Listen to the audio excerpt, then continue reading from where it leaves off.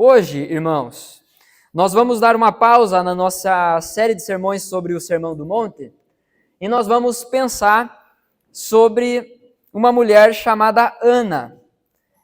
Eu postei hoje no story o tema do culto e aí um amigo meu, pastor, comentou dizendo, vai pregar sobre a tua esposa hoje. Eu falei, não. A minha esposa é Ana, mas nós temos a Ana L aqui no nosso meio também. Temos também a Ana Clair, que está ali também. Tem mais alguma Ana aí que eu não tenho conhecimento agora ou não?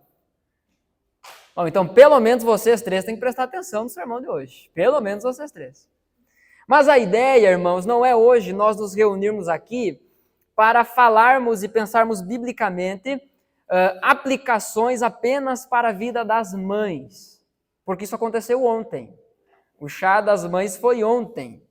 Então hoje é a igreja do Senhor reunida aqui para celebrar o nome do Senhor e sermos instruídos pela palavra dele. Mas, aproveitando o tema, aproveitando essa data tão especial, nós vamos pensar, sim, numa mulher chamada Ana. E isso faremos a partir do texto de 1 Samuel, primeiro livro de Samuel, capítulo 1. Então, por favor, abra a sua Bíblia, 1 Samuel, capítulo 1. As mamães que estão aqui, alguém ficou sem receber uma lembrancinha ali na entrada? Levante sua mão, por favor. Alguma mãe está sem a lembrancinha? Cadê? Paulinha, tem uma mãe ali, a senhora está sem a lembrancinha? Alguém vai lhe entregar. Recebeu? Tá. Mais alguém? Não? A Silvia, a Paulinha. Bom, levanta a mão aí que a Paulinha vai resolver o problema. Foi promovida hoje a Severino, né? Todos encontraram o texto? 1 Samuel. Nós faremos a leitura nesse primeiro momento, a partir do verso 1, e faremos a leitura apenas de uma parte do texto e depois iremos avançar. O título do sermão dessa noite é Ana, uma jornada de fé. Então, se você está anotando, fique à vontade. Depois também, se você quiser, você pode me pedir o esboço de hoje. Aqueles que estavam um pouquinho mais acostumados a acompanhar no slide, então eu posso mandar depois sem problema nenhum. 1 Samuel, capítulo 1, a partir do verso 1, diz assim: Havia certo homem de Ramataim, Zufita, dos montes de Efraim, chamado Eucana, filho de Jeroão, neto de Eliú e bisneto de Tou, filho do Efraimita Zufi. No primeiro versículo, talvez você esteja pensando, aonde eu fui me enfiar? Calma, nós vamos avançar. Versículo 2, então, diz o seguinte: Ele tinha duas mulheres, uma se chamava Ana e a outra Penina. Penina tinha filhos, Ana, porém, não tinha. Todos os anos, esse homem subia de sua cidade a Siló para adorar e sacrificar ao Senhor dos Exércitos. Lá, Hofni e Finéias, os dois filhos de Eli, eram sacerdotes do Senhor. No dia em que Eucana oferecia sacrifícios, dava porções à sua mulher Penina e a todos os filhos e filhas dela. Mas a Ana dava uma porção dupla, porque a amava, apesar de que o Senhor a tinha deixado estéril. E porque o Senhor a tinha deixado estéril, sua rival a provocava continuamente a fim de irritá-la. Isso acontecia ano após ano. Sempre que Ana subia à casa do Senhor, sua rival a provocava e ela chorava e não comia. Eucana, seu marido, lhe perguntava: Ana, por que você está chorando? Por que não come? Por que está triste? Será que eu não sou melhor para você do que 10 filhos? Vamos orar mais uma vez? Feche seus olhos, por favor. Senhor Deus e Pai, em nome de Jesus, que alegria é nos reunirmos como Tua igreja. Que alegria, Senhor, é nos reunirmos para celebrar o Teu nome, para lermos a Tua palavra, meditarmos na Tua palavra. Pedimos a Deus em nome de Jesus, que isso tudo, que essa noite, que esse culto, que esse tempo não seja algo passageiro. Não seja apenas um momento em nossa agenda, não seja apenas uma forma de encerrar o domingo. Mas nós clamamos, Deus, em nome do Senhor Jesus, que o Teu Espírito Santo gere algo novo dentro de nós. Muito obrigado, Deus, por essa noite, obrigado pela tua palavra. Em nome de Jesus, essa é a minha oração, é a nossa oração. Amém. Eu vou pedir que hoje, mais do que nunca, você acompanhe o texto na sua Bíblia, por favor. Quem está com a Bíblia aí, levanta ela bem alto. Isso é um...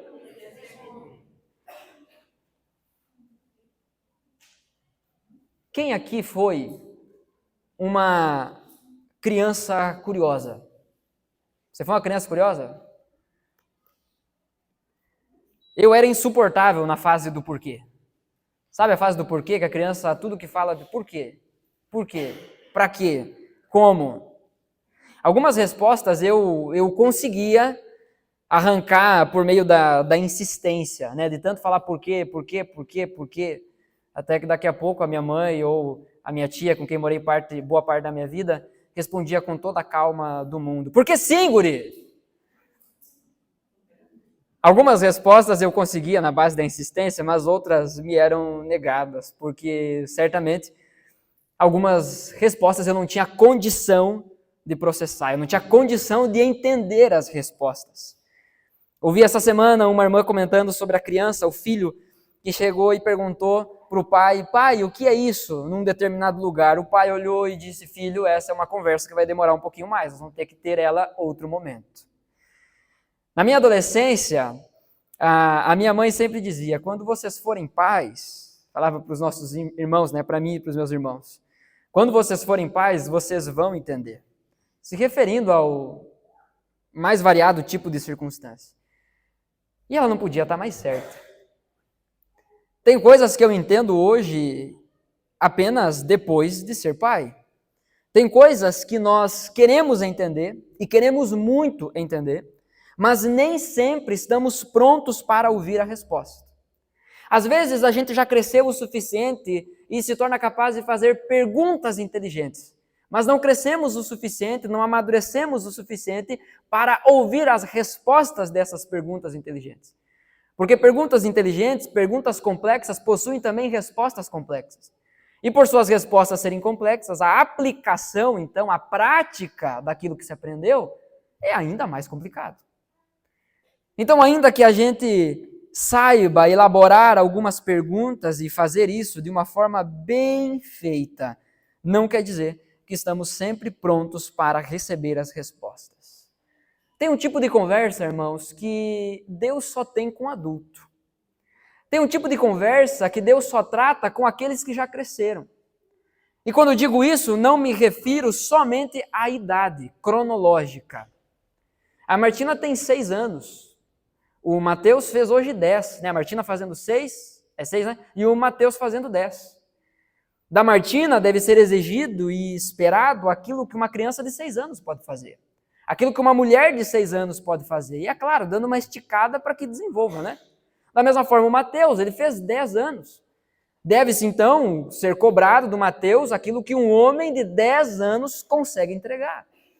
Consegue assumir como responsabilidade. Não tem como os pais dessas crianças chegarem e pedir para eles coisas grandiosas e complexas. Não tem como o Vini e a Rebeca falarem para a Martina, dizer assim, ó, então tu fez 6 anos agora, segunda-feira, passa lá no RH da firma, 8 horas por dia, tá? Tu vai começar a botar dinheiro para dentro dessa casa. Isso não existe, não tem condições, não tem como exigir isso de uma criança. Apenas a título de ilustração eu uso isso para que a gente possa entender que da mesma forma que esse princípio se aplica naquilo que é natural, esse princípio também se aplica naquilo que é espiritual. Tem um tipo de conversa que Deus só tem com gente grande. E quando eu digo gente grande, não é gente poderosa, tá? Gente boa, não. Mas é gente que amadureceu. A maturidade, ela é uma caminhada, é um processo, é uma jornada. E é sobre isso que nós vamos pensar através da vida dessa mulher aqui em 1 Samuel, Ana. Nós vamos pensar nessa jornada de fé que essa mulher viveu, mas que nós, muitas vezes, vivemos também. E talvez você se identifique em algum desses pontos, algum desses processos aqui que Ana está vivendo, mas O que eu gostaria, irmãos, de alimentar no seu coração, não é que você venha para o culto e você ouça a palavra com a expectativa de que você vai ouvir um vidente, um guru espiritual. De que eu vou ter que falar exatamente aquela palavra certinha, ou aquele número certinho que você passou o dia inteiro pensando para você então entender que Deus está falando com você. Não. Fato é que quando abrimos a palavra de Deus, e a Bíblia, a palavra de Deus é pregada com fidelidade, e esse é o meu esforço na dependência de Deus para que isso aconteça, mas quando a palavra de Deus é pregada, isso é Deus falando. Então, se o texto for pregado fielmente, a pergunta não é se Deus está falando, a pergunta é se estamos dispostos a ouvir o que Deus está falando. Eu quero dividir esse texto em 4 partes. Pensando então nessa jornada de fé da nossa irmã que viveu nessa terra há muito tempo, essa tal de Ana. Do versículo 1 ao versículo 8, se você está tomando nota, eu quero dar esses detalhes, mas do versículo 1 até o versículo 8, eu quero trazer aqui o primeiro ponto sobre esse primeiro passo, essa primeira parte do processo da jornada de fé de Ana. Então, o primeiro ponto é que a jornada de fé, ela envolve sofrimento. Você leu o texto comigo, do versículo 1 ao 8? Eu não vou ler todo o texto de novo, eu vou ir lendo o texto e fazendo as considerações dele, porque vai ser um texto longo. Então, para a gente conseguir ser objetivo, e talvez se a gente apurar aqui, a gente consegue pegar alguma coisa das crianças lá depois. Não sei se elas vão comer tudo. Mas o versículo 1 é um pouquinho mais complicado, né? Olha para o versículo 1. É um versículo que fala sobre a genealogia ali desse homem chamado Eucana. Só que não é esse o foco essa noite aqui. Isso tem a sua importância, mas hoje não é esse o foco, tá? O que eu quero chamar a atenção é que esse homem, ele tinha 2 mulheres. Uma era a Penina e outra era a Ana. É interessante até que uma se chamava Ana e a outra era Penina. É interessante a gente prestar atenção nisso. Quando a Bíblia ela coloca um nome em primeiro lugar, ela de certa forma atribui importância maior àquele nome. E isso não se aplica em 100% dos casos, você precisa olhar o contexto. Por exemplo, você vai ver a lista dos discípulos de Jesus. Nenhuma lista é igual a outra. Porque não tinha um ali mais importante do que o outro, na ordem. No decorrer da história a gente vê que Jesus ele passa mais tempo com 3, né? Enfim, cada um tem seu papel específico ali. Mas é interessante perceber aqui ao longo do texto que Eucana ele tinha mais amor por Ana do que por Penina. O texto nos diz que Penina tinha filhos, Ana, porém, não tinha. O sofrimento dessa mulher, Ana, então, primeiro ponto aqui dentro dessa jornada de fé, o sofrimento dessa mulher vinha muito do fato dela viver uma família problemática. Isso é o que encontramos no versículo 2. Que família que vai ser feliz nessa situação? Que família que vai conseguir viver a alegria do cotidiano vivendo numa situação dessa? Onde o camarada tem 2 mulheres, com uma ele tem filhos, com outra não tem, e ele ama mais aquela que não tem, consequentemente talvez menosprezava a outra. Fato é que a poligamia, esse casamento com mais de uma pessoa, essa união com mais de uma pessoa, não era o padrão de Deus para o casamento. Nunca foi. Gênesis capítulo 2, versículo 24, ali no processo então que Deus cria Adão e Eva, e Deus diz então que eles deveriam ficar juntos e derrama sobre eles a bênção de serem férteis, de se multiplicar, de encher a terra, aleluia, que essa nuvem passe aqui em nome de Jesus. Amém ou não? Amém. Aí, ó. Gente, se você quer, você tem que falar, né? Porque tem vergonha disso. Agora, Gênesis 2, 24 diz: por essa razão, o homem deixará pai e mãe e se unirá à sua mulher, e eles se tornarão uma só carne. Não é que Adão, então, devia sair e ir pegando outras mulheres. Não é que nós devemos, então, não, para eu encher a terra, então, quanto mais mulher ter, melhor. Porque deve ficar mais fácil de encher a terra. Uma gestação dura 9 meses, dá para otimizar o processo. Mas não é isso que Deus está ensinando. Deus está ensinando que o homem se unirá à sua mulher e juntos serão uma só carne. Eles viverão como um, não só no seu corpo, mas nas suas emoções, numa relação espiritual de busca e dependência de Deus também. Então o propósito de Deus nunca foi que o homem tivesse mais de uma mulher ou que a mulher tivesse mais de um homem. Nunca foi. Às vezes é até visto na sociedade como algo mais feio que a mulher tenha mais de um homem, mas é visto com bons olhos que o homem tenha mais de uma mulher. Diante de Deus é a mesma baixaria. Diante de Deus não presta nenhuma das coisas.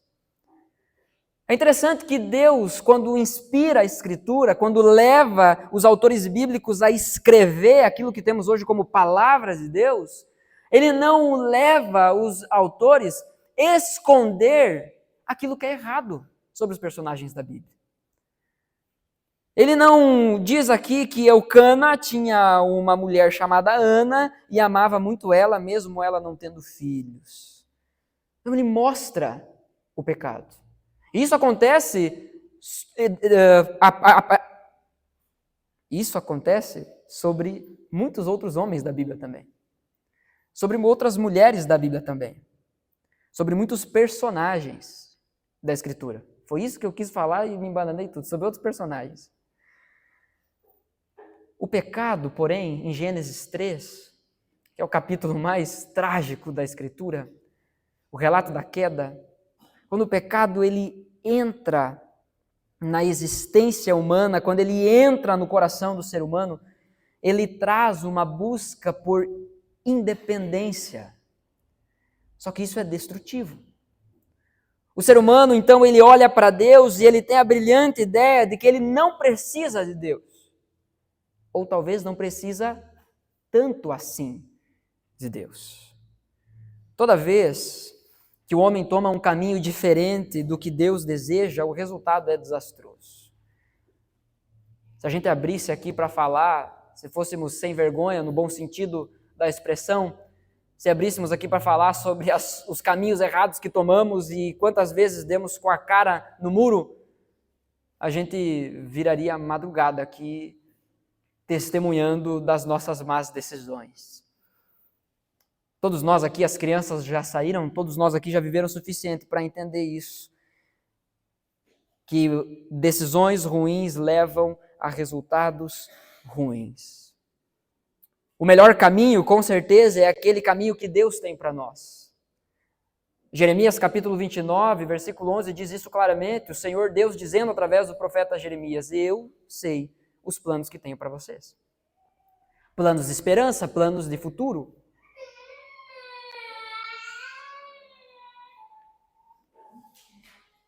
Nós lemos na quinta-feira, aqui no nosso encontro de oração, o texto de Isaías, onde nosso Senhor nos ensina de que os caminhos deles são mais altos, de que os pensamentos deles são diferentes dos nossos.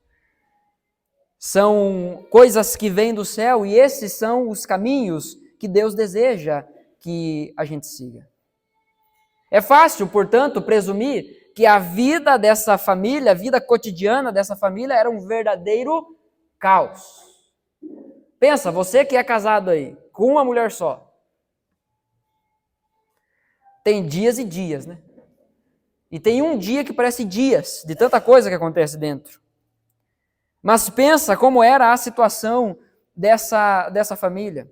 A Bíblia não nos diz se ele ficava parte do dia com uma e depois outra parte com outra, se ficava um dia com uma semana com uma, semana... A Bíblia não traz esses detalhes.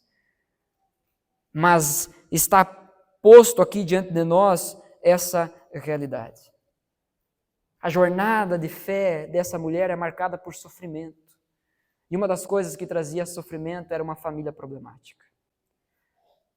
Talvez você não enfrenta problema no casamento. E isso se deve pelo fato que você não é casado. Só pode ser essa a possibilidade. Mas pode ser que você tenha enfrentado e lidado com família problemática. Não é problema com o seu marido, não é problema com a sua esposa, mas talvez é com os seus filhos. Talvez é com a sua mãe, talvez é com o seu pai. Mas além disso, além de ter uma família problemática, do versículo 3 até o versículo 5, nós vemos que Ana também tinha uma saúde problemática. Não era só uma família problemática. Essa mulher, ela sabia da dificuldade que ela tinha para engravidar. Olha só o que o texto nos traz, ali do versículo 5 em diante. Todos os anos, esse homem subia da sua cidade para adorar a Deus, oferecer sacrifícios ao Senhor. E no dia que ele oferecia sacrifício, ele dava porção para as suas duas mulheres, dava porção dobrada para Ana. Mas o versículo 5 diz: mas a Ana dava uma porção dupla porque a amava, apesar de que o Senhor a tinha deixado estéril. Ela não sabia se isso era permanente, tampouco sabia a causa da sua esterilidade. Pelo menos a Bíblia não diz isso. Então nós não podemos afirmar qual é a causa, ou se isso era algo que ela tinha consciência de que seria para sempre. Nós não sabemos. Fato é que o texto diz que ela não conseguia. Fato é que o texto nos mostra que ela desejava ter filhos, e isso é algo bom. Mas parte do sofrimento na jornada de fé dessa mulher se dava por uma saúde problemática. Algumas enfermidades, irmãos, que nós enfrentamos são resultados diretos da vida de pecado. Algumas, não todas. Tiago capítulo 5, versículo 15 e o versículo 16, fala que a oração feita com fé curará o doente e o Senhor o levantará. E se houver cometido pecados, ele será perdoado. Portanto, ou seja, porque cremos que Deus pode curar enfermidades, portanto, confessem os seus pecados uns aos outros e orem uns pelos outros para serem curados. Ou seja, o texto nos coloca aqui que há alguns tipos de enfermidades, o texto não fala quais, mas que há algumas situações em que as enfermidades estão ligadas ao pecado.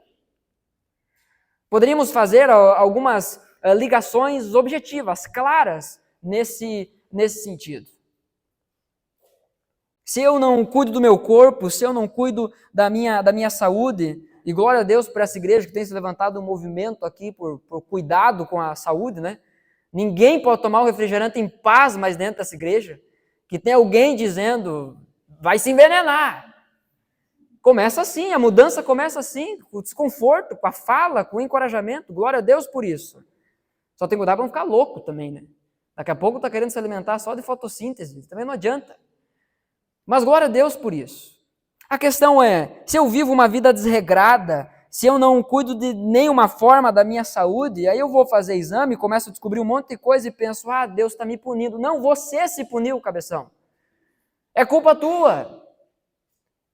Então a gente precisa atentar para isso. Nós fomos numa consulta há um tempo atrás, e eu falei, voltamos de lá, eu e minha esposa, e a consulta não era para mim, era para ela, eu fui acompanhar. Mas aí eu saí de lá e falei assim para ela, eu saí com a sensação de que eu não sei viver. Parece que eu não sei fazer nada direito.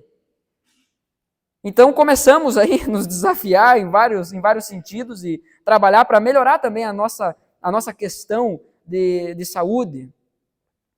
Agora, existem algumas enfermidades que estão atreladas a pecado. Que é por uma vida de pecado, por uma vida de negligência que aquilo se resulta. Mas há também outras coisas, por isso ser espiritual, que não tem 2 mais 2 igual a 4. Comi doce pra caramba e agora sou diabético. Às vezes não é isso, não é essa conta simples. É por isso que o texto não nos diz quais são essas enfermidades, para que a gente não fique fazendo conta diante dessa informação.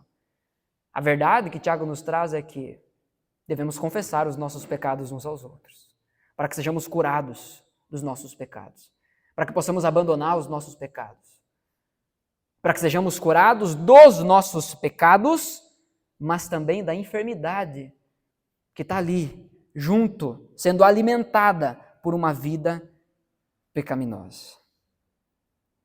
Só que há outro tipo de enfermidade que Deus usa para os seus propósitos, que não é porque você pecou diretamente. É claro que se a gente for procurar, todos nós pecamos. Mas o que eu quero dizer é que não há uma relação direta com um pecado específico. O caso mais famoso e mais conhecido nesse sentido é Jó, capítulo 2, versículos 5 a 7.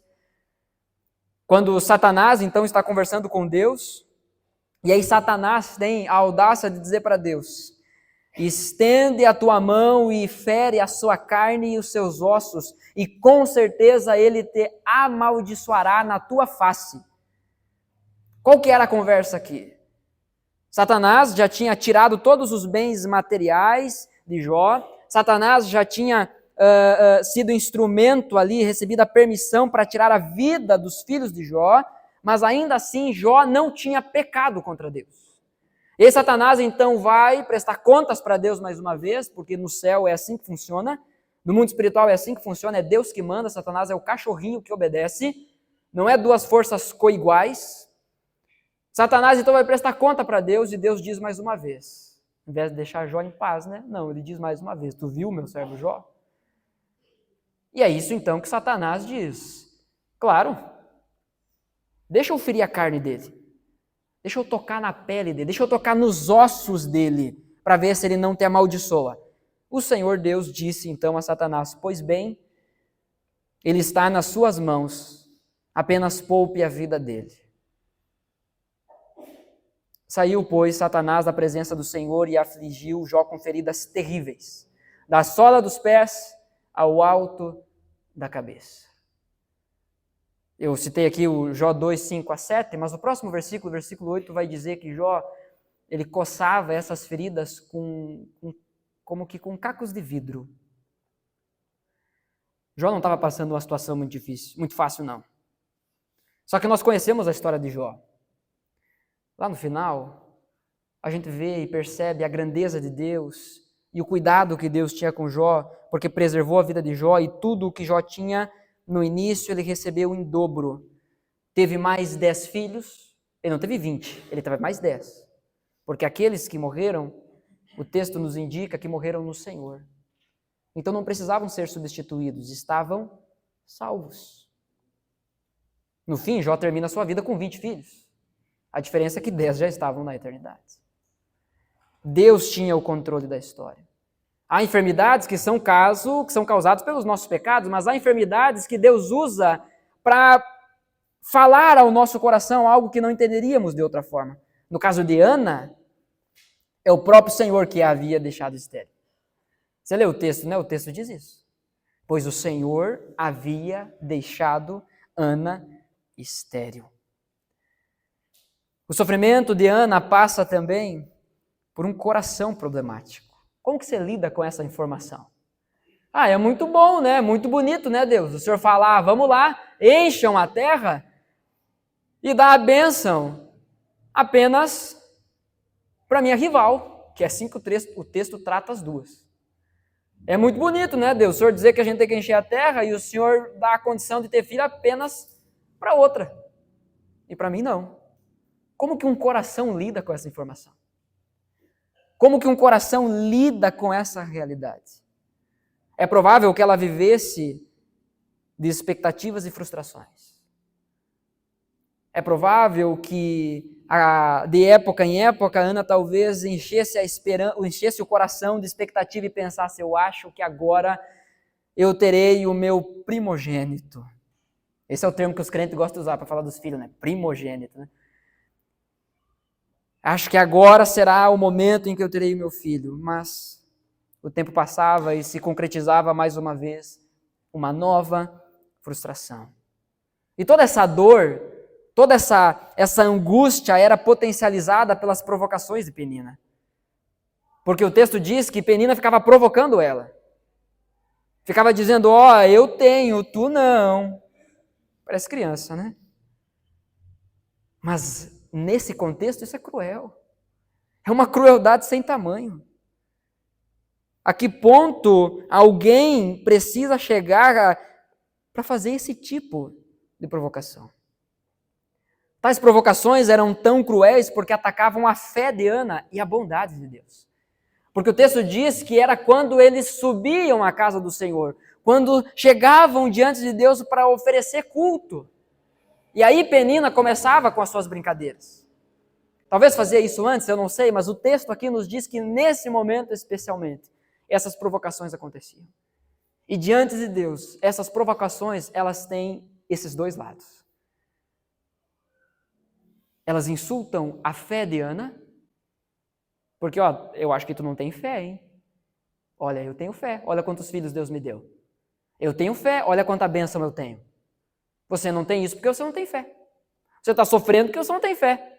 Não é isso que pregam em muito lugar por aí? Por outro lado, ataca a bondade de Deus também.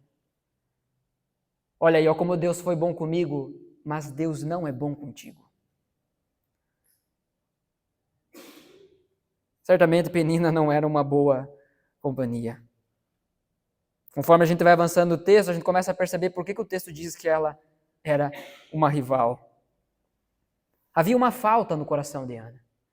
O sofrimento dela se dava por conta de uma família problemática, de uma saúde problemática, mas de um coração problemático também. Havia um problema no interior dela, havia um problema na alma dela, havia uma falta no coração de Ana. Ela desejava ser mãe. A jornada de Ana foi marcada por sofrimento. Talvez a sua tenha sido também.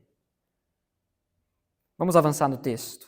A partir do versículo 9 até o versículo 16, e agora sim eu irei ler o texto completo. Júnior, por favor, pega um copo d'água para mim. Obrigado, irmão. Eu esqueci de pegar aqui. Mas a partir do versículo 9 em diante diz assim: certa vez, Espera aí que eu anotei errado o versículo aqui.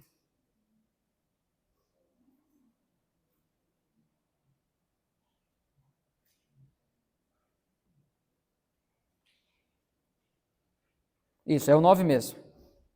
Certa vez, quando terminou de comer e beber em Siló, estando o sacerdote ali sentado numa cadeira junto à entrada do santuário do Senhor, Ana se levantou.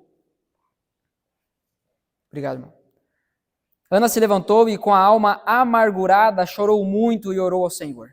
E fez um voto dizendo: ó Senhor dos exércitos, se tu deres atenção à humilhação da tua serva, te lembrares de mim e não te esqueceres de tua serva, mas lhe deres um filho, então eu o dedicarei ao Senhor por todos os dias de sua vida, e o seu cabelo e a sua barba nunca serão cortados. Enquanto ela continuava a orar diante do Senhor, Eli observava a sua boca. Como Ana orava silenciosamente, seus lábios se mexiam, mas não se ouvia a sua voz. Então Eli pensou que ela estivesse embriagada e lhe disse: até quando você continuará embriagada? Abandone o vinho. Ana respondeu: não se trata disso, meu senhor. Sou uma mulher muito angustiada. Não bebi vinho, nem bebida fermentada. Eu estava derramando minha alma diante do Senhor. Não julgues tua serva uma mulher vadia. Estou orando aqui até agora por causa de minha grande angústia e tristeza. Segunda marca na jornada de fé dessa mulher é a oração. A primeira marca é o sofrimento. Vimos do versículo 1 até o 8. Mas do 9 até o 16, nós temos a segunda marca, que é a oração. Aquilo que faltava no coração de Ana não seria suprido por um marido perfeito, nem por numerosos filhos. Voltando no versículo anterior, ali no versículo 8, Eucana, seu marido, lhe perguntava, quando via Ana triste desse jeito, Eucana, seu marido, lhe perguntava: Ana, por que você está chorando? Por que não come? Por que está triste? Será que eu não sou melhor para você do que 10 filhos? A resposta é não, Eucana, tu tem outra. Claro que não. Mas mesmo se fosse, mesmo se Eucana fosse um marido perfeito, aquilo que faltava no coração de Ana não seria suprido ou preenchido por qualquer outra coisa. Por meio do sofrimento, ela é levada a buscar a Deus em oração. Ana chega diante de Deus com a alma amarga, é o que diz o texto. Angustiada, amargurada, dominada por seus problemas. Essa é a definição de alguém amargo. É alguém que foi dominado pelo sofrimento, foi dominado pelos problemas ao ponto de a sua alma se tornar amarga. Onde não há felicidade, não há alegria, tudo que cai ali morre. É assim que Ana chega diante de Deus, com a alma amarga. Mas mediante muito choro, diz o texto. Ela chega com a alma amarga e chorou muito e orou ao Senhor. Mediante muito choro e oração, ela encontra a Deus em oração. Eis que surge um novo propósito em seu coração. O propósito de Ana agora não é mais simplesmente ter filhos. Versículo 9 até o versículo 11, nós vemos então ela falando para Deus esse propósito. Versículo 10 fala então, e com a alma amargurada, chorou muito e orou ao Senhor. Versículo 11 diz, e fez um voto. Não é os votos que se fazem por aí, tá? Aquele voto, você fala, Deus, eu vou pagar todo mês 100 pila aqui no voto, para que o 13º seja a bênção. Não é esse tipo de voto. Deus não pode ser comprado. Nunca pôde. Mas o voto de Ana aqui é que se ela receber aquilo que ela tanto queria, que era um filho, esse filho seria dedicado ao Senhor. Por todos os dias da sua vida. Ela receberia isso e entregaria de volta para o Senhor. Perceba, irmãos, Ana pede um filho para Deus e não para si. Ela pede um filho a Deus, mas ela pede um filho para Deus de volta. Para entregar a Deus novamente. Ela não pede um filho para saciar a sua carência. Ela não pede um filho para tapar o buraco emocional, a falta do marido que existia no coração dela. Há muitos pais que desejam ser amados e até mesmo idolatrados pelos seus filhos. Há pais que o desejo primário de ter filho é para que possam criar alguém que os ame. Isso é egoísta. É egoísmo puro. É hedonismo, isso chega a ser idolatria. Onde eu cresço, eu crio alguém, eu educo alguém com os valores de que eu preciso ser a pessoa mais importante na vida daquele indivíduo.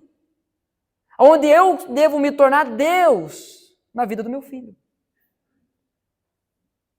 Aonde eu preciso vir em primeiro lugar sempre. Você já conheceu algum pai, alguma mãe assim? Que desejam, que buscam, que educam os seus filhos para que os seus filhos idolatrem eles? Isso se aplica aos pais para com os filhos, mas também aos filhos para com os pais. E essa relação doentia é mais comum do que somos às vezes capazes de assumir.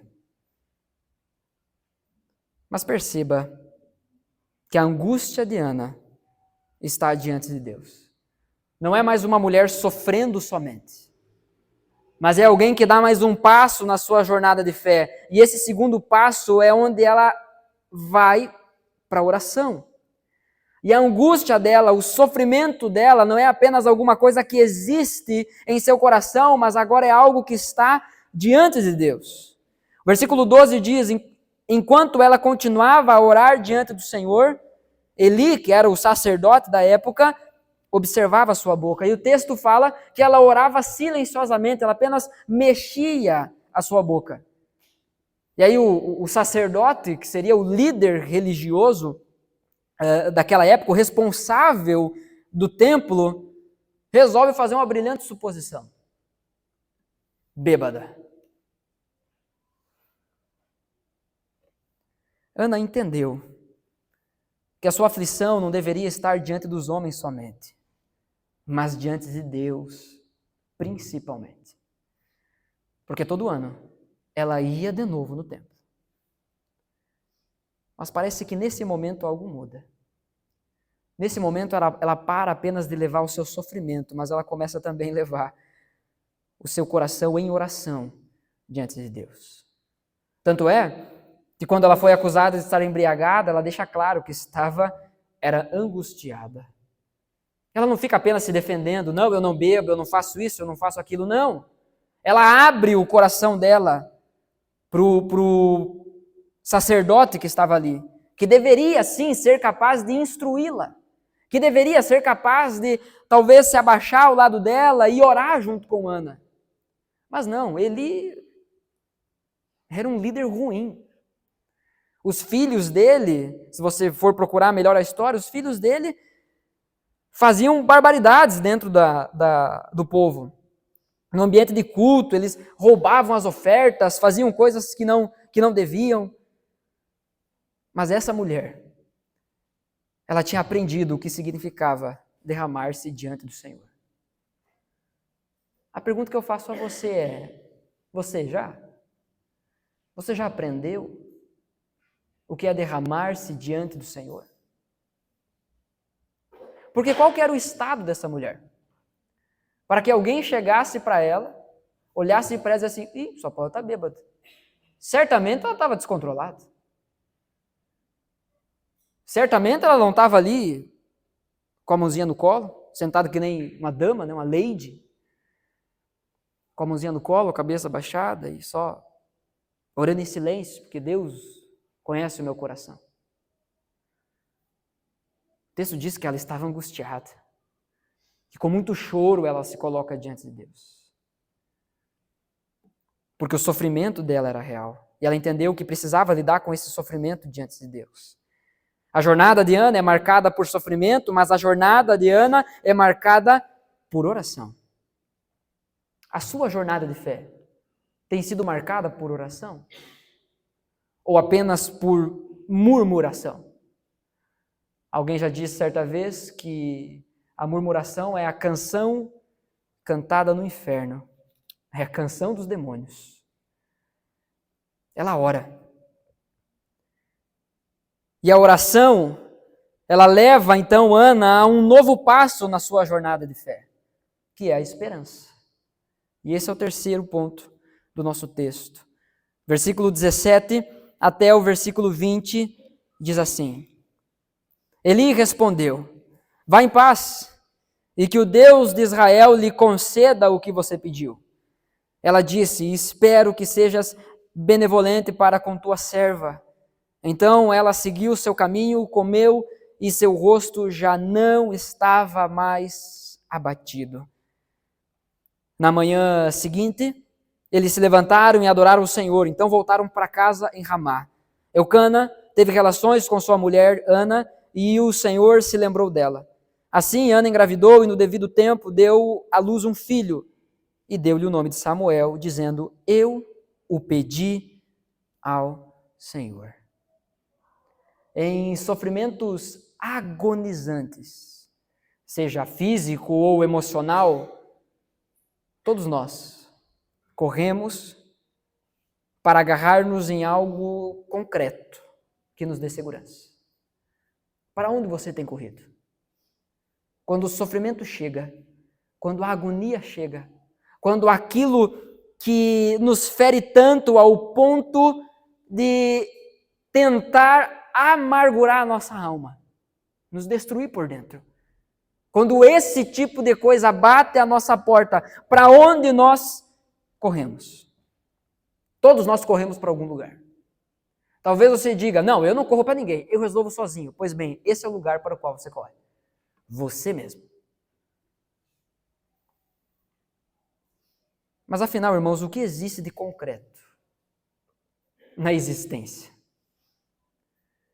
Mateus capítulo 24, versículo 35 diz que tudo vai passar. As coisas hoje existem e amanhã não existem mais. Mas a palavra do Senhor jamais passará. Eis algo concreto, no qual podemos nos agarrar. Então, quando a gente fala aqui, para você pegar e levantar a sua Bíblia, porque isso é um testemunho, não pode ser só uma coisinha bonitinha que a gente faz ou só um costume. Quando carregamos a nossa Bíblia, quando abrimos nossa Bíblia, quando folheamos nossa Bíblia, nós estamos dizendo que esse é o lugar concreto para o qual corremos. Esse é o lugar de apoio no qual descansamos. Sexta, no PG dos adolescentes, eu perguntei para eles qual era a característica de Deus que mais chamava a atenção em cada um. Uma menina estava com a gente aqui a primeira vez, na sexta, e ela disse o seguinte: Deus é o lugar, ou melhor, Deus é quem eu me apoio. Eu não sei, eu não conheço ela o suficiente e também, em última análise, nunca conseguirei sondar o coração dela completamente. Mas essa menina entendeu algo que muitos adultos, que Deus já deveria estar conversando de coisa adulta, ainda não entenderam. De que na hora do sofrimento, correm para outros lugares. Mas Ana decidiu agarrar-se no que Deus poderia fazer a seu respeito. Quando Eli diz para ela que Deus seja bondoso contigo, ela diz sim. Ela recebe essa palavra, ela acolhe essa palavra em seu coração. Ela crê que Deus pode fazer algo por ela. Romanos capítulo 15, versículo 13 diz que o Deus da esperança os encha de toda alegria e paz, por sua confiança nele, para que vocês transbordem de esperança pelo poder do Espírito Santo. Esse é o terceiro passo na jornada de Ana. É a esperança. Quando ela tem a sua esperança renovada, até o rosto dela muda. Você já conheceu alguém amargurado? Não com sono, que com sono a gente faz umas caras também, mas alguém amargurado. Você já conheceu alguém amargurado? Quando a esperança do Senhor enche o coração, o rosto muda. Até abrir um parênteses aqui, que não é tão parênteses assim, mas é ou não é engraçado quando você está ali caminhando com alguém, evangelizando alguém, e essa pessoa crê em Jesus. Ela é convertida pelo Espírito Santo. No outro dia, parece que você olha para ela, parece que a pessoa está mais bonita. A dica da beleza da noite, né? Mas a Bíblia nos ensina isso. O coração alegre faz o quê com o rosto? Deixa mais bonito. Nem sempre cara feia é fome. Às vezes pode ser desesperança. Às vezes pode ser alma amargurada. O sofrimento toma conta. Mas a jornada de fé que nós vemos nesse texto é que o sofrimento leva à oração. E a oração leva à esperança. Quando colocamos nossa esperança em Deus e fazemos isso de verdade, ela não desaparece no dia seguinte. Não é a gente sair daqui e dizer assim, então é isso. Sair daqui cheio de esperança. Se Deus fez com Ana, Deus faz com João também. Só que daí amanhã, o João não recebe um milagre na vida dele e o João volta a ficar triste. Ele não colocou esperança em Deus. Colocou uma expectativa, mas não a esperança.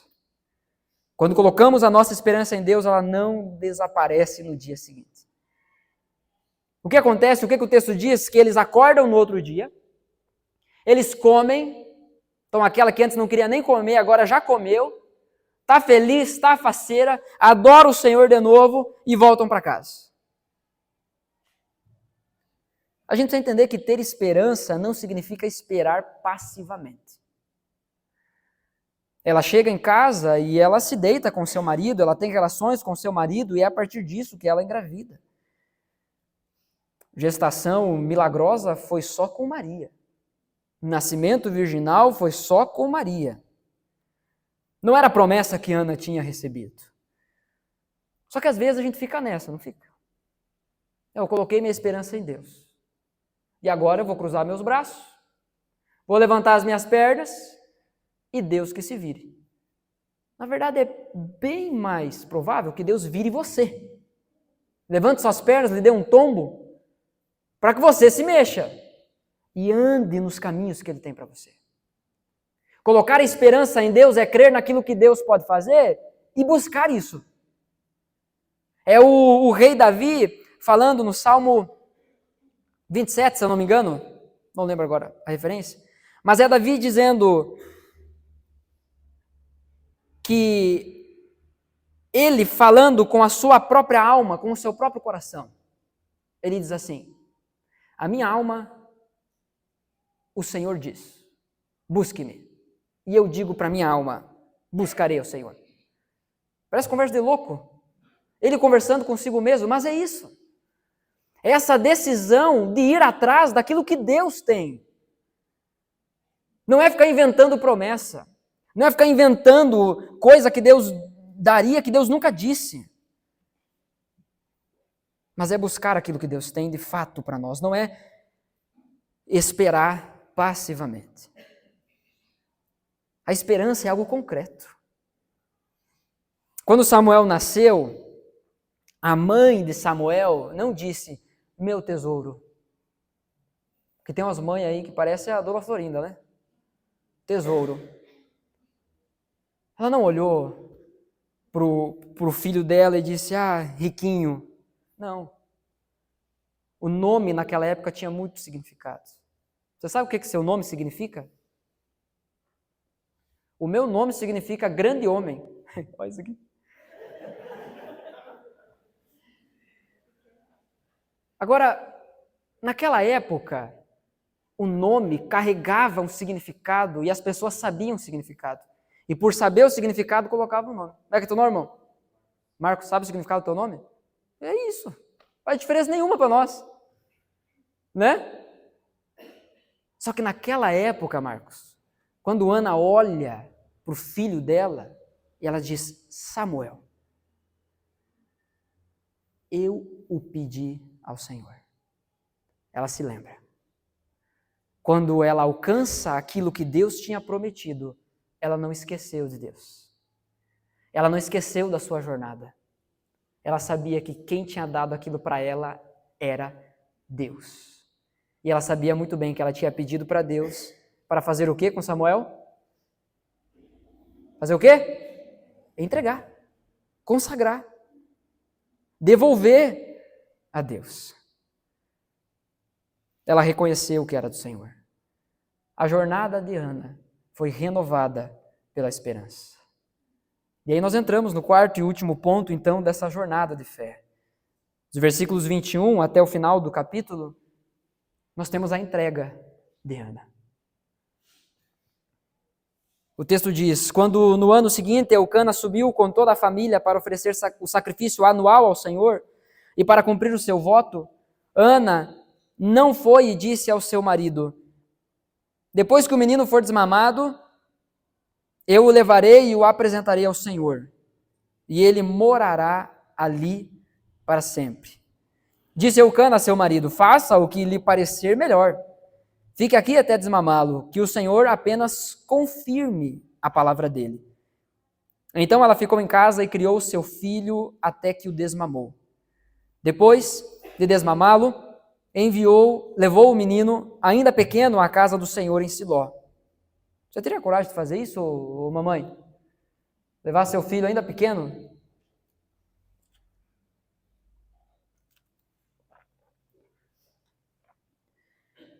Ainda pequeno, levou então à casa do Senhor em Siló com um novilho de 3 anos de idade, uma arroba de farinha e uma vasilha de couro cheia de vinho, ofertas, para oferecer em sacrifício. Eles sacrificaram o novilho e levaram o menino a Eli. E ela lhe disse, meu senhor, juro por tua vida, que eu sou a mulher que esteve aqui ao teu lado, orando ao Senhor. Era esse menino que eu pedia, e que o Senhor concedeu-me o pedido. Por isso agora, eu dedico ao Senhor por toda a sua vida será dedicado ao Senhor. E ali adorou o Senhor. Tem angústia aqui? Tem amargura aqui? Não tem. Ali adorou ao Senhor. Ana reconhece que seu filho pertencia ao Senhor e que deveria cumprir esse voto. Diferente de muitas pessoas hoje em dia. Pedem, imploram, choram, babam, gritam, pedindo alguma coisa para Deus. E Deus, por algum motivo que só Ele sabe, por graça, infinita bondade e misericórdia, dá. A pessoa pega e diz assim: valeu, Deus, até mais, até eu precisar de novo, até o sofrimento bater a minha porta de novo, aí eu vou a Ti. O período de espera até poder cumprir o prometido poderia ter feito essa mãe voltar atrás. Porque Eucana sai. Eu vou lá adorar o Senhor. Ela diz: eu não posso agora, estou com o recém-nascido aqui. Mas assim que possível, eu subo com ele. Então não foi aquele negócio assim de nasceu, dei. Ela amamentou. Ela cuidou. Ela trocou a fralda. Seja lá que tipo de fralda que era naquela época, né? Mas ela cuidou. Passou noites em claro, provavelmente. Mas assim que possível, o voto foi cumprido. Há muitas pessoas que se entregam a Deus de forma superficial e passageira. Entregam a sua vida, cantam, aquela música que a gente gosta muito, né? E eu entrego tudo a Ti, tudo a Ti. E a gente está fazendo tudo a Ti, mas está botando algumas coisas no bolso. Isso aqui para mim. Tem dois tudo, um tudo que é a Ti e um tudo que é para mim. Pense, o que você já entregou a Deus que foi de forma superficial e passageira? Qual foi a área da sua vida que você já disse: não, isso aqui é de Deus agora, chega, acabou. Isso pertence ao Senhor. Mas você olha para suas mãos, está ali. De novo. Essa mulher, ela tem na memória como estava aflita e chorava diante do Senhor. E isso era importante. Era importante ela lembrar do que ela tinha vivido. Porque é isso que faria ela ter em mente toda a jornada que ela teve até então. O Senhor respondeu a Ana e ela correspondeu ao Senhor. Muitos de nós têm recebido respostas de Deus, mas não temos correspondido a Ele. Ana tinha uma família ruim, uma saúde ruim, um sacerdote ruim, mas Ana tinha um Deus bom.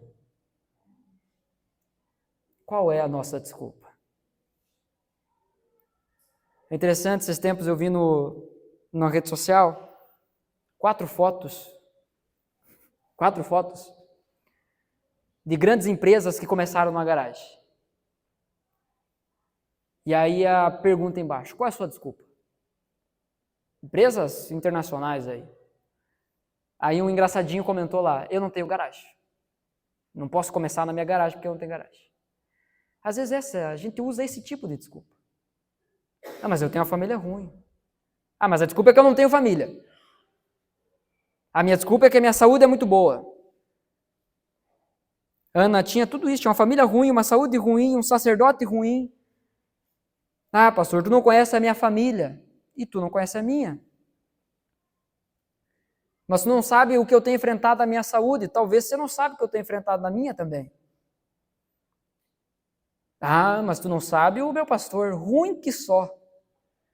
Tu não sabe os que eu tive. Se a gente ficar nessa, nós vamos ficar apenas trocando desculpas. Na busca por justificativas, que na verdade são apenas desculpas esfarrapadas. Nós temos um Deus bom, irmãos. A família é ruim, mas Deus é bom. A saúde está ruim, mas Deus é bom. O pastor é ruim, mas Deus é bom. Amém? Deus é bom. Eu espero que você tenha dito amém para Deus é bom e não para o pastor é ruim. Através do sofrimento e da falta, Deus moldou o coração de Ana e deu como filho para ela um dos maiores homens de Israel. Samuel foi juiz de Israel. Era visto como profeta dentre o povo. Era aquele que dizia, que falava com o povo em nome de Deus. É aquele que unge o primeiro rei de Israel, é aquele que unge o segundo rei de Israel. Davi, ele unge o rei Davi, que é o homem segundo o coração de Deus. É na entrega de coração, na entrega de verdade, que Ana encontra o propósito de sua jornada. Uma jornada que começou no sofrimento, mas que avança para a oração, que tem sua esperança renovada e encontra o seu objetivo, que é entregar a Deus. Não é reter, não é se alimentar somente, mas é entregar a Deus. Diante disso, portanto, para você ouvir e praticar, uma palavra às mães. É uma tragédia criarmos filhos para nós mesmos. Não cometa essa idolatria. Não cometa esse erro de criar os seus filhos para ficar para sempre dependendo de você, adorando você, amando você mais do que tudo nessa vida. Ele deve amar você, ele deve respeitar você, ele deve honrar você, mas tem alguém que deve ocupar esse lugar de supremacia, e é o Senhor Jesus Cristo, Rei dos Reis, Senhor dos Senhores. Sendo assim, a honra, mães, recebida dos filhos, deve ser resultado da honra que foi dada por eles a Deus em primeiro lugar.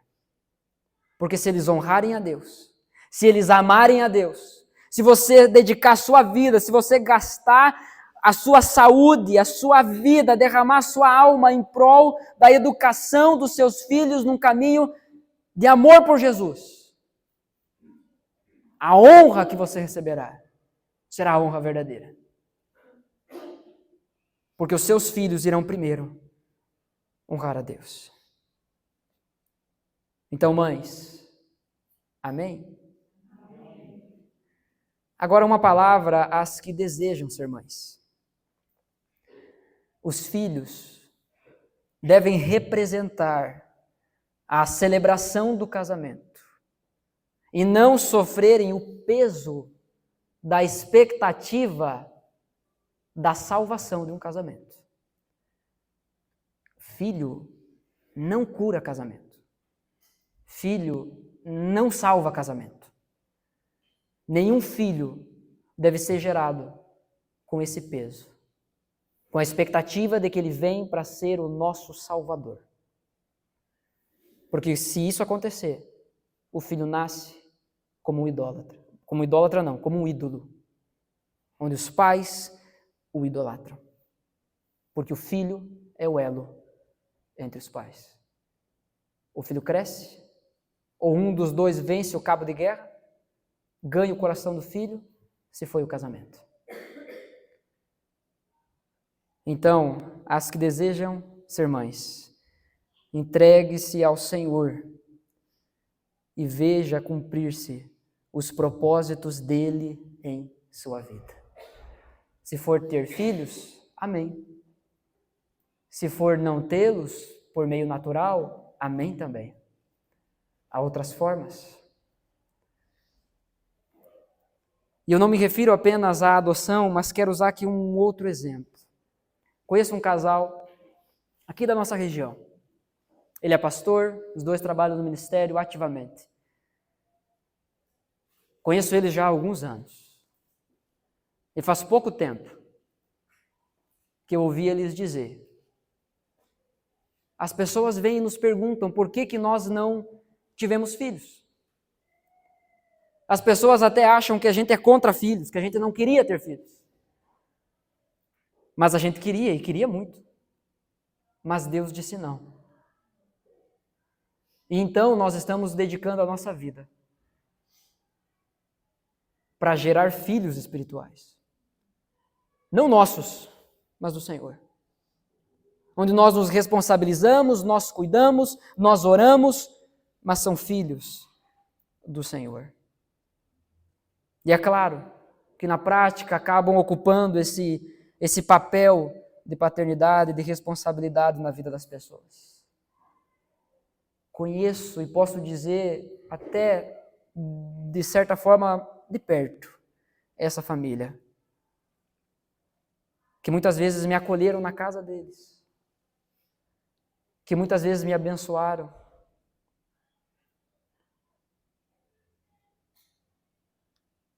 Aquelas que desejam ser mães, que esse desejo não se torne um ídolo em seu coração. Entregue-se a Deus e veja os propósitos de Deus se cumprirem em sua vida. Deus sabe quando, Deus sabe se sim ou se não. Mas tentar fazer qualquer outra coisa fora do propósito de Deus é ruína. Agora então a todos. Quis fazer essa aplicação por conta da data especial, mas quero fazer algumas considerações para todos nós. Todos, mães, pais. A vida cristã é uma jornada de fé. Não é tiro curto, é maratona, é coisa longa. Não é começo hoje, não deu certo amanhã, semana que vem virei satanista. Vou usar um exemplo aqui bem... Mas nós precisamos entender que a jornada de fé, dentro dessa jornada de fé, as coisas não acontecem no nosso tempo, nem do nosso jeito. Deus não é o nosso servo. Deus é nosso Senhor. Então, não desista diante do sofrimento, pois o sofrimento é algo que Deus pode estar usando na sua vida para te levar à oração. Não se agarre ao sofrimento e se acomode no sofrimento simplesmente como se isso fosse a verdade determinada sobre a tua vida. Porque Deus não faz nenhum de nós sofrer sem um propósito. Aliás, Deus não faz nada sem um propósito. Então estamos falando sobre alguém que estava sofrendo, mas isso se aplicaria à alegria também. A alegria também deve nos levar à oração. Persevere na oração, pois ela reacenderá a esperança. Talvez você se encontre aí numa situação onde você está amargurado. Não é fome, não é sono, é amargurado. A alma amargurada, sem esperança. Mas busque a Deus. De acordo com o texto que lemos, Romanos capítulo 15, versículo 13, o Deus, Senhor de toda a esperança, encha vocês de esperança. Pela sua confiança nele, por intermédio do Espírito Santo em vocês. Deus é bom, nos ama e está trabalhando em cada detalhe para cumprir os seus propósitos em nossas vidas. Nessa jornada, Deus está cuidando de cada detalhe. Mas precisamos entender que a nossa jornada de fé, ela não possui um fim em si mesma. Nós devemos entregá-la a Deus. Não é como uma simples corrida, um simples campeonato, que você chega no final, levanta o troféu e diz, que bom, conseguimos. Vamos trabalhar para a próxima? Não é isso. A nossa jornada de fé é algo que dura até o final da nossa vida, e se perseverarmos, se chegarmos lá com a graça de Deus, obviamente, nós devemos entregar a Ele. Dizer, Senhor, está aqui.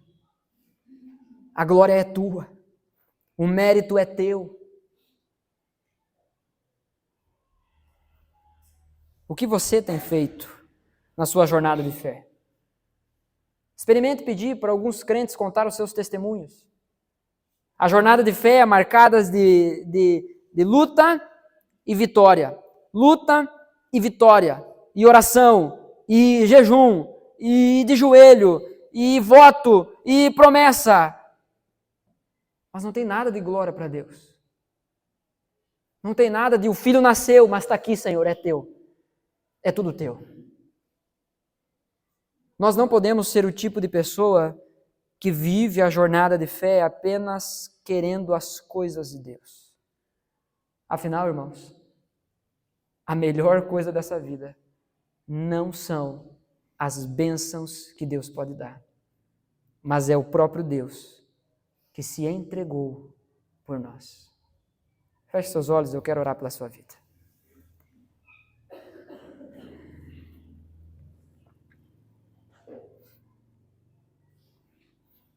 Se você conseguir, eu gostaria que você se concentrasse nesse breve momento e pensasse sobre como tem sido a sua jornada de fé. Como tem sido a sua caminhada até aqui.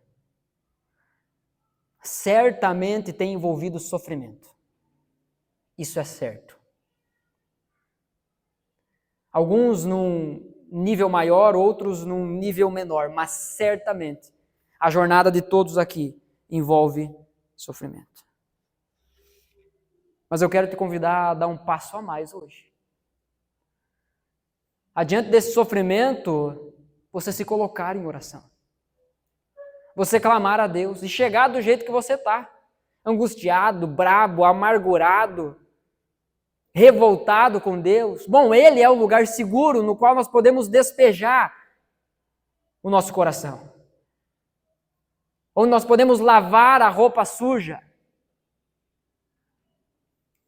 1 Pedro, capítulo 5, versículo 7, nos diz isso. Lancem sobre Ele as suas ansiedades, as suas preocupações, porque Ele tem cuidado de você. Então não fique no sofrimento como quem não tem saída. Porque Deus te trouxe aqui essa noite para lhe dizer isso. Há esperança. Mas você precisa entrar num relacionamento verdadeiro com Deus. Não adianta você ir ano após ano no templo. Não adianta você ir semana após semana no culto. Se você de fato não orar. Se de fato você não se derramar diante de Deus. Se de fato o seu coração não for lançado aos pés de Cristo. Não adianta.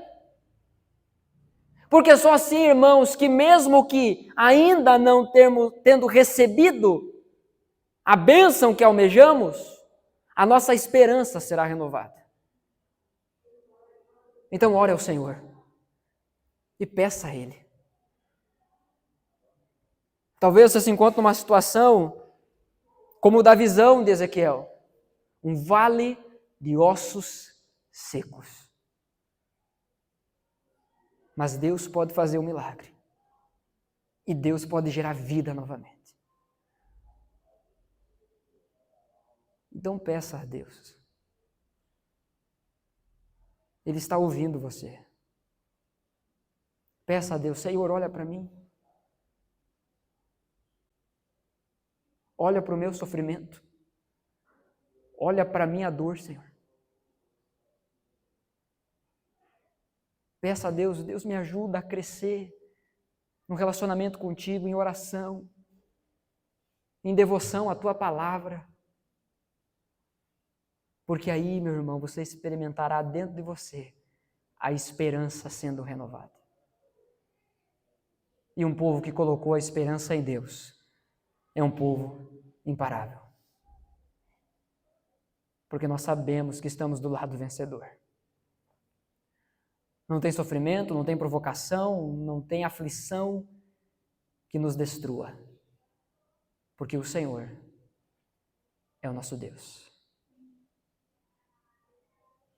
Mas lembre-se que você deve ter muito claro o seu objetivo. O propósito disso tudo é que você entregue ao Senhor toda a sua vida. Senhor Deus e Pai, em nome de Jesus, obrigado por esse tempo.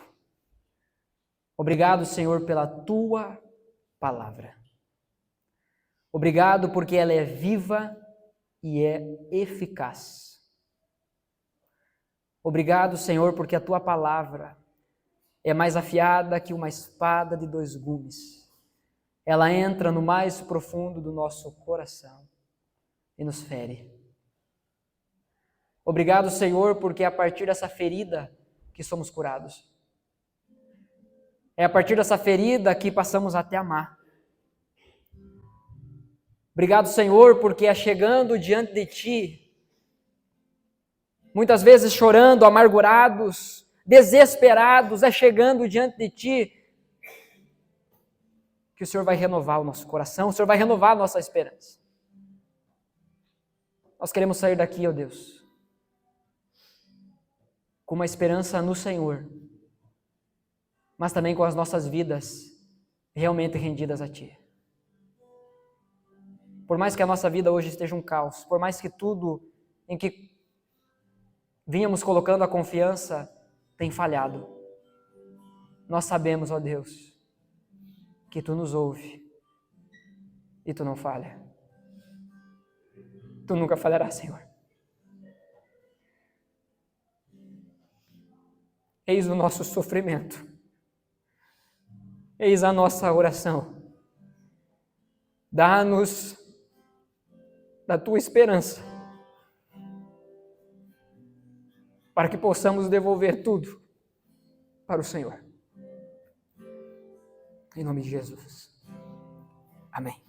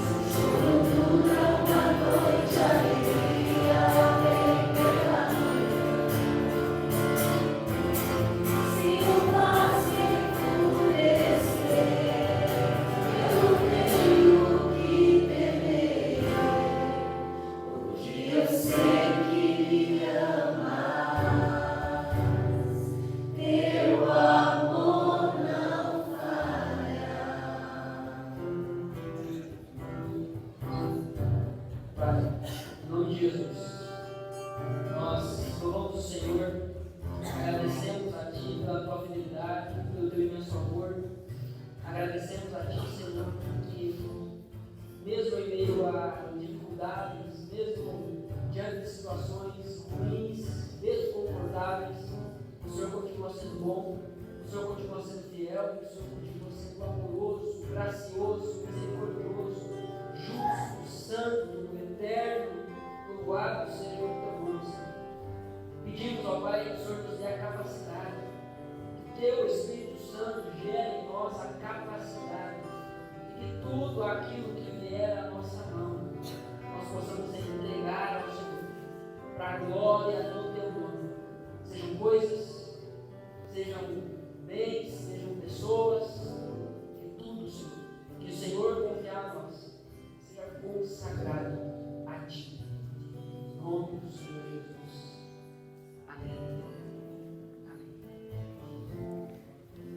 Amém. Amém. Glória a Deus.